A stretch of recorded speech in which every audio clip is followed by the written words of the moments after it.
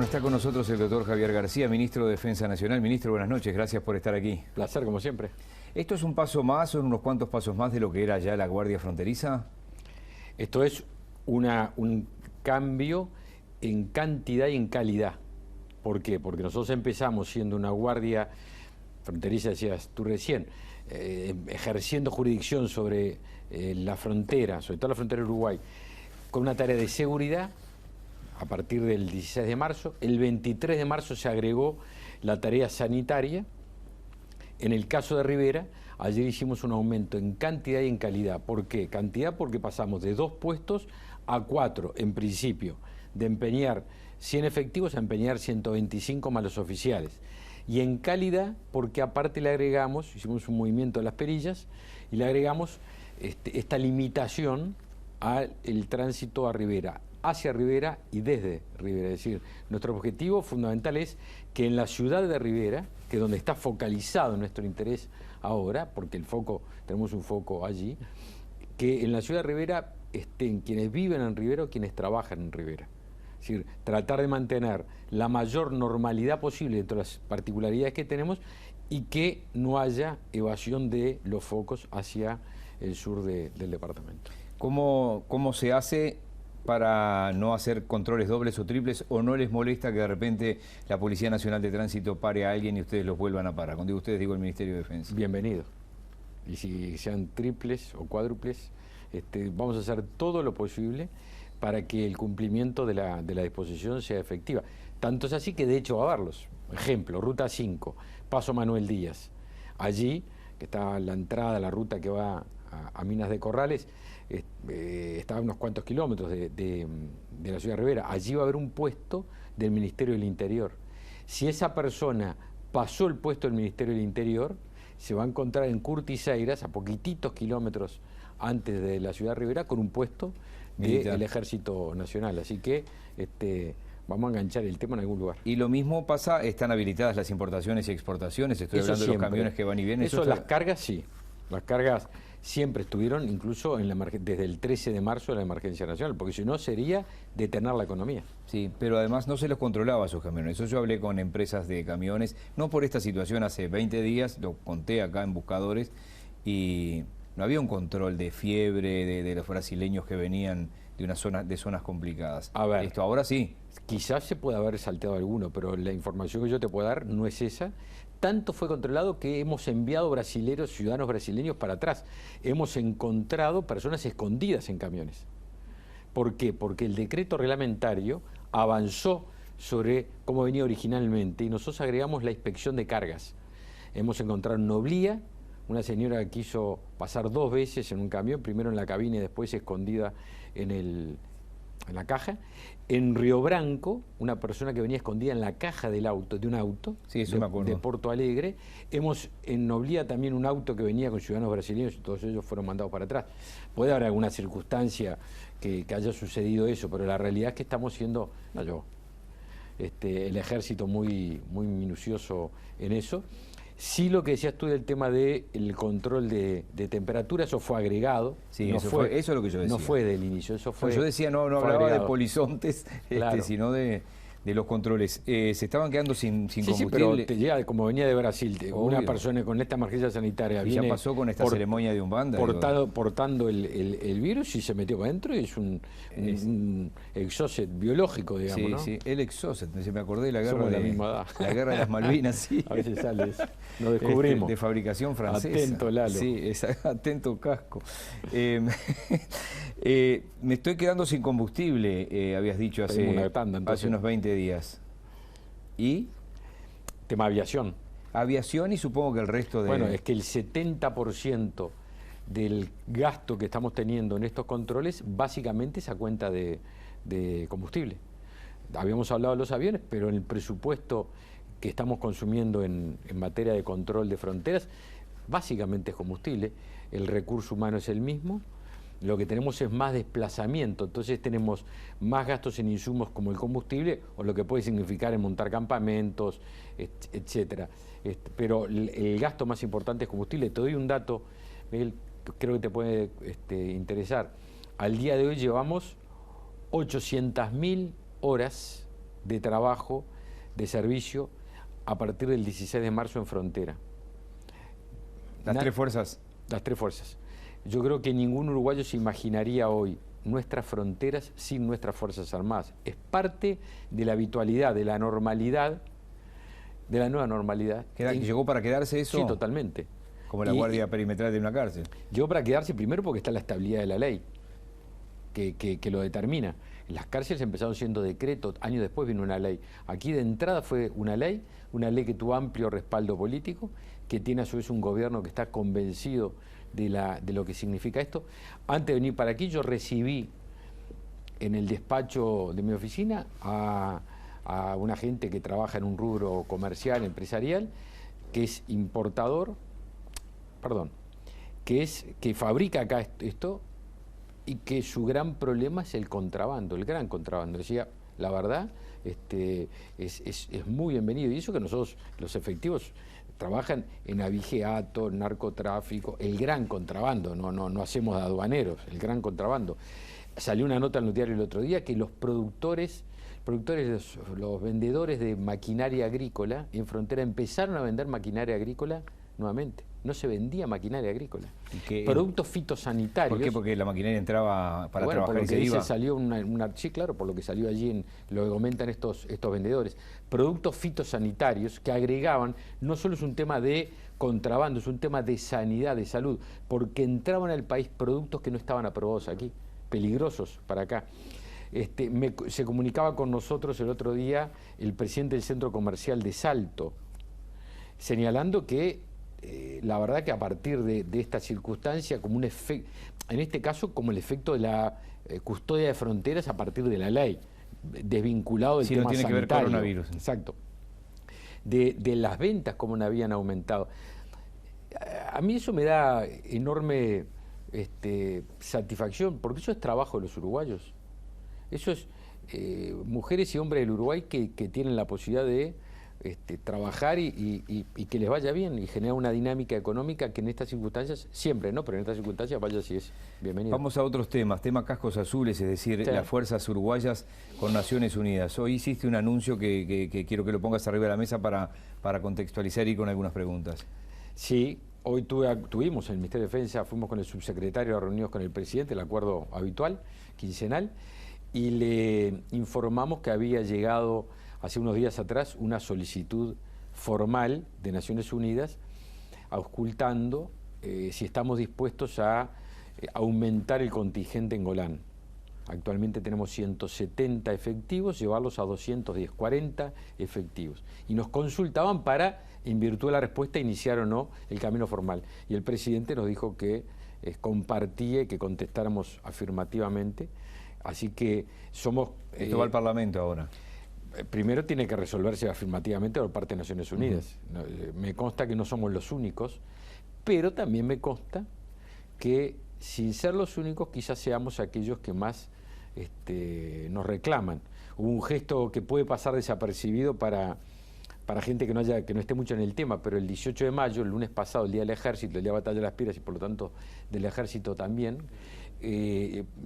yo le pedí al comandante del Ejército hacer una conferencia por Zoom con nuestros contingentes más numerosos en el exterior, como forma de que en el medio de la pandemia, de que se postergaron el retorno al país de varios cientos de uruguayos. Sí, ¿que están dónde, por ejemplo? Que están en el Congo, que están en Golán, que están en Siria.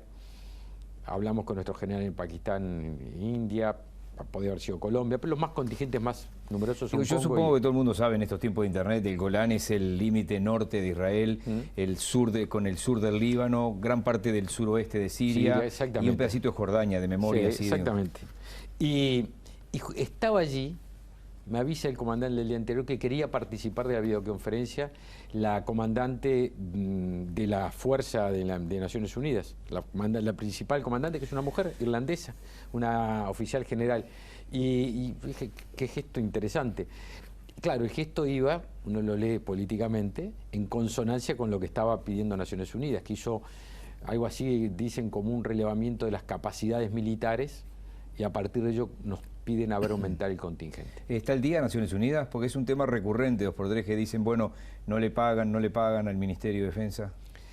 o al bueno, gobierno uruguayo. Había cierto tipo, realmente hay algún tipo de retraso, había algún tipo de retraso, pero en estas últimas semanas hubo una avanzada muy importante en materia de ponerse al día.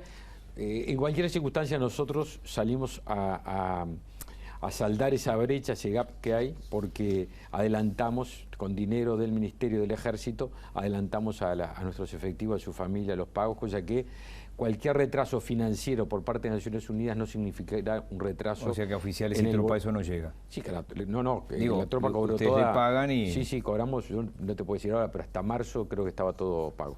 Estos casos en la Fuerza Aérea, en el Ejército y ahora posiblemente uno en la Armada, ¿ya generaron cuarentena con la gente que estuvo cerca con ellos? Hay un protocolo que estaba elaborado hace mucho tiempo, que se dispara de acuerdo a ciertos casos.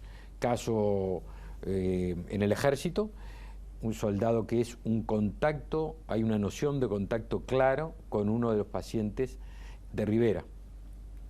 Y por lo tanto, el soldado trabaja en una de las unidades de Paso de los Toros. Se cuarentenó a todos sus contactos, creo que son 17 contactos, están todos cuarentenados allí en Paso de los Toros en la unidad. Hay un efectivo que está cuarentenado en Artigas y él en Rivera. El caso de la Fuerza Aérea es en el comando de la Fuerza Aérea. Y el caso eventual de la Armada, porque es un caso sospechoso, pero me decía el director de Sanidad que sería bastante poco sorpresivo que diera positivo, ¿no?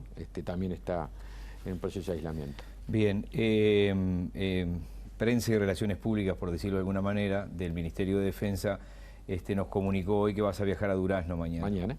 Lo primero que me vino a la memoria fue las 20.000 balas robadas de Santa Bernardina, denunciadas por el ya fallecido Jaime Trovo.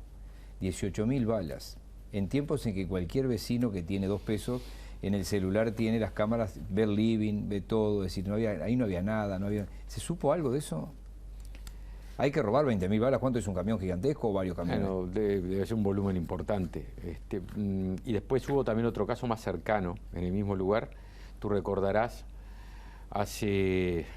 no había asumido este gobierno, yo creo que fue entre fin de año y marzo por allí, hubo el robo de 2 pistolas a una de las jefas de allí. Sí, que estaba de licencia. Exactamente.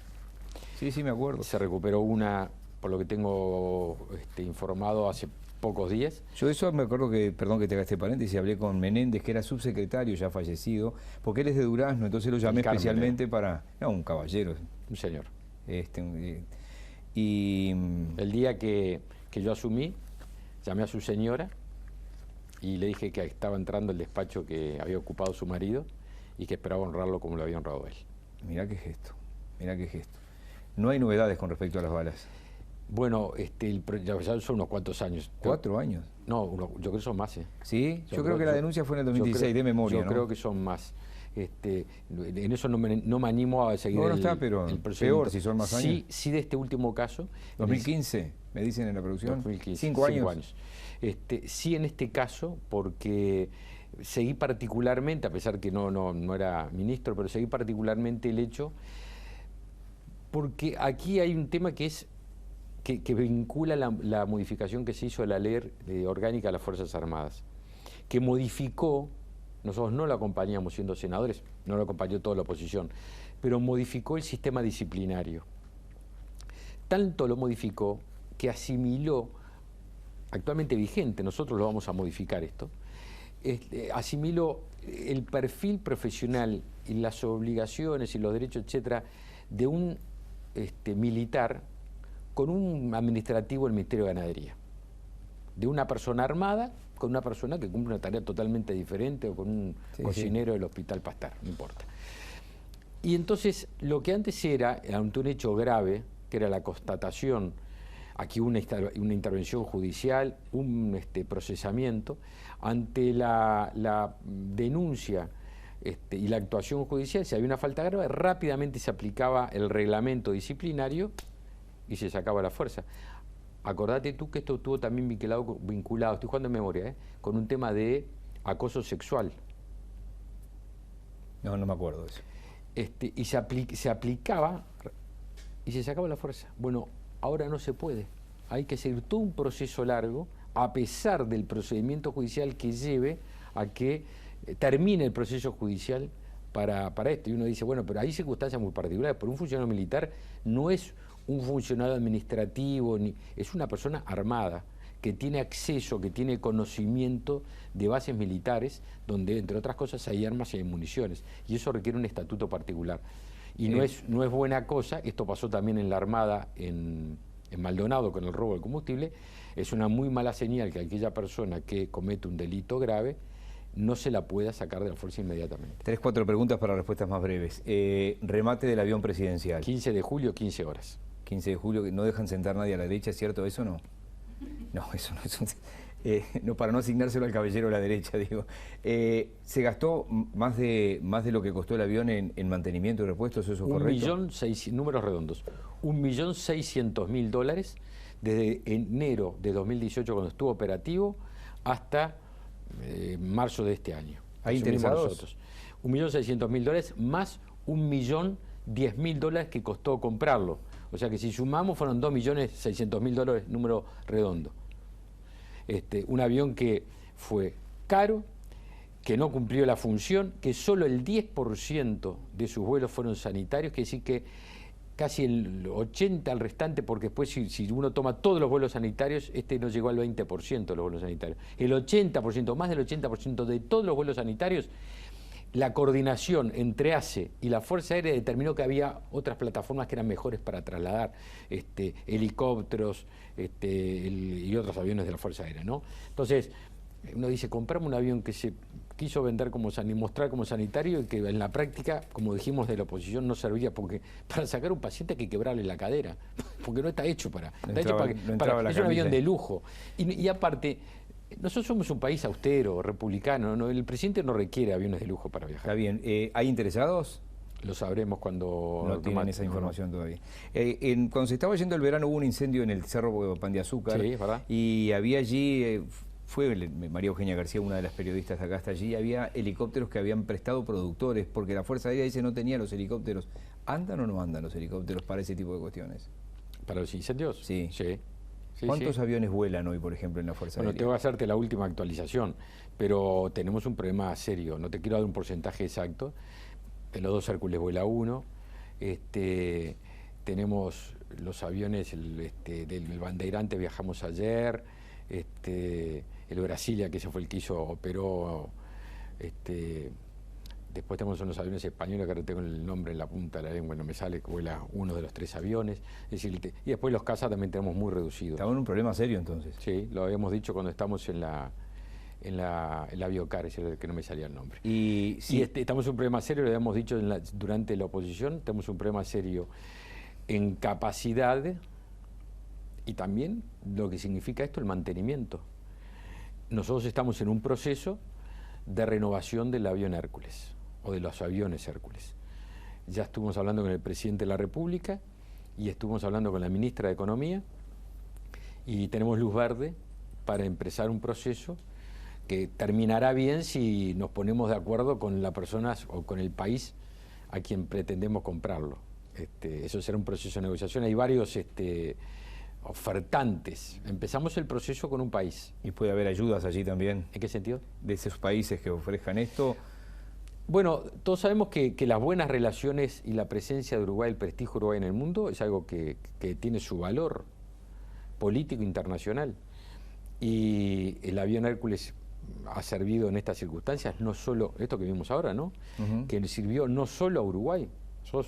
El avión Hércules sirvió también para trasladar gente cuando iba a buscar. Fue un servicio humanitario puesto al servicio de los ciudadanos del mundo, y creo que estas cosas, sumadas a las misiones de paz, a la vocación pacifista, al apego al derecho internacional que tiene históricamente el país, es algo que ayuda. En las redacciones de los diarios y de los lugares donde yo he trabajado, estas preguntas se discuten si se deben hacer o no. ¿Hay radares que estén mirando todo el territorio nacional? Si entra una avioneta por Artigas, ¿la ven? Si entra por el Chuy, ¿la ven? ¿O si entra un barco a las aguas colisionales, lo ven? Nosotros tenemos algunos sectores del país que no tenemos ciegos. Tenemos ese problema. Y también tenemos un problema de la altura que capta el radar. Porque ¿por qué los aviones chicos que de bajo porte son los que habitualmente usan el narcotráfico, que vuelan a baja. Bueno, fue desde Berlín a Moscú una avioneta, Sí. y los alemanes se la comieron y los rusos también. Digo, en ese sentido ya que es casi un problema. Y algún avión grande en septiembre del 2001 también hizo tragedias y atentados en un país como Estados Unidos, así que, y grande, ¿no? Pero digo, nosotros tenemos un problema en la captación de baja altura, entonces en la realidad lo sabe todo el mundo, por eso que uno de los sistemas que se utiliza ahora son los radares que se aerotransportan. Seguro. Que trabajan desde arriba de una plataforma. A ver, nosotros no tenemos es una obviedad lo que estoy diciendo, unas fuerzas armadas de alto porte, ni las tenemos ni las queremos tener, no es ese. Nosotros tenemos otros desafíos y otros conflictos por delante, otras hipótesis de conflicto. A ver, está escrito en nuestro decreto desde hace muchos años que las pandemias eran una nueva amenaza. Y uno lo leía y decía, esto es un ejercicio teórico. Mira qué teórico. Es lo que estamos viviendo ahora. Entonces, nosotros tenemos nuevas amenazas. Tenemos el narcotráfico, tenemos el terrorismo, las pandemias y obviamente la protección de nuestras fronteras, que eso hace la soberanía, la protección de nuestro mar, de nuestro espacio aéreo. Lo que necesitamos es modernizar con estos criterios que estoy diciendo, para estos criterios, a lo que se agregará, mejor dicho, a lo que tenemos que, en virtud de las necesidades que todos sabemos que existen y que vamos a enfrentar con las mejores posibilidades que tengamos, que es el recurso humano. Porque lo más importante de nuestras Fuerzas Armadas no son sus aviones, sus barcos o sus armas, son nuestros soldados. Eso es lo mejor que tenemos. Envidia de muchas fuerzas en el mundo, de muchos países en el mundo. Orgullo del Uruguay. Es así, hay muchas preguntas que quedan, que no las vamos a hacer porque esto va a ser un paso a paso, es decir, el golpazo económico que le va a significar este año para el país va a condicionar seguramente el presupuesto que se va a votar sin después. Duda. No es el mismo presupuesto que pensamos en marzo pasado. Una frase, si en virtud de todo esto lo que hablamos recién, si uno me preguntara, si tú me preguntaras algo que antes no me podría costar definir, ¿qué es la defensa nacional hoy, en el siglo XXI? ¿Qué es la defensa nacional hoy? Es seguridad, políticas sanitarias y políticas sociales y alimentarias. Y esas tres cosas hacen las Fuerzas Armadas hoy. Cuidan nuestras fronteras, dan seguridad, ayudan en las políticas sociales, alimentan. Ayer 4.800 platos de comida, ayer 4.800 uruguayos comieron de un plato de comida caliente elaborada por un soldado. Y obviamente política sanitaria, de todo lo que hablamos al principio. ¿Las canastas son para los primeros días del mes que viene? Estamos en un proceso muy avanzado. Vamos a ver, si fuera a ser para ayer. Teníamos que los primeros días de junio estaban. Muy bien, muchísimas gracias, ministro. No, un placer. Y nos reencontramos en cualquier momento. Cuando tú invites, aquí estaremos.